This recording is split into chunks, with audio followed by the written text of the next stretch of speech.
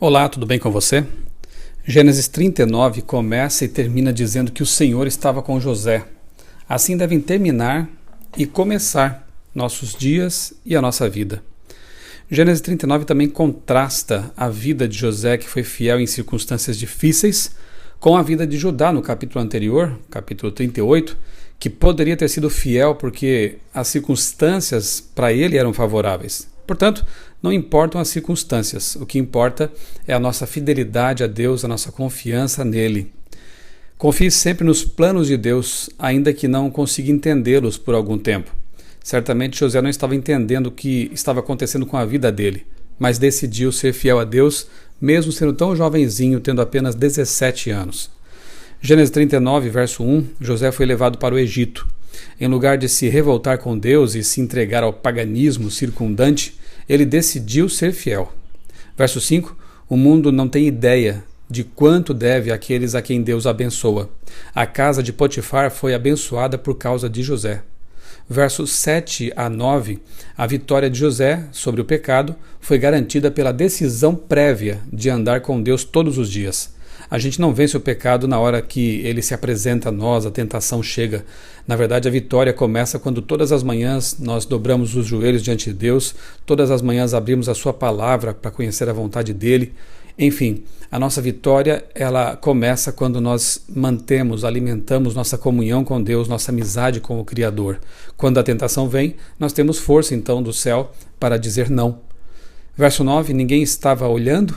José tinha o senso da presença de Deus e não queria ofender seu amigo.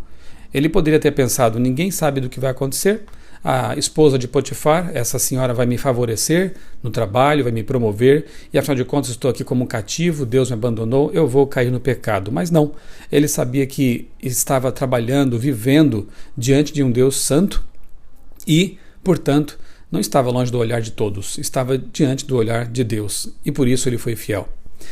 Note que os patriarcas conheciam a lei de Deus antes mesmo do Sinai, antes de Deus dar por escrito as tábuas de pedra a Moisés. José sabia que adultério é pecado, portanto, os 10 mandamentos já eram conhecidos e José queria ser fiel à lei de Deus. Verso 10, o pecado insistia, mas José evitava chegar perto. Tremendo exemplo de conduta.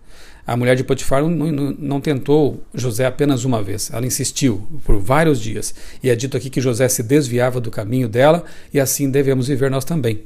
Todos nós temos tendências para o mal, temos tentações que nos assaltam e sabendo disso devemos evitar o terreno encantado de Satanás, devemos evitar o local que nos tenta, os pensamentos que nos tentam, as leituras que nos tentam, os conteúdos que são tentadores para nós. Se já sabemos que somos fracos nesse ponto, devemos passar longe desses lugares, desses conteúdos.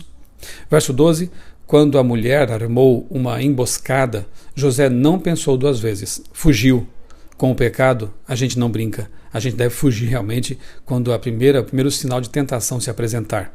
Agora, se nós brincarmos com a tentação, se nós alimentarmos os pensamentos pecaminosos, cedo ou tarde cairemos.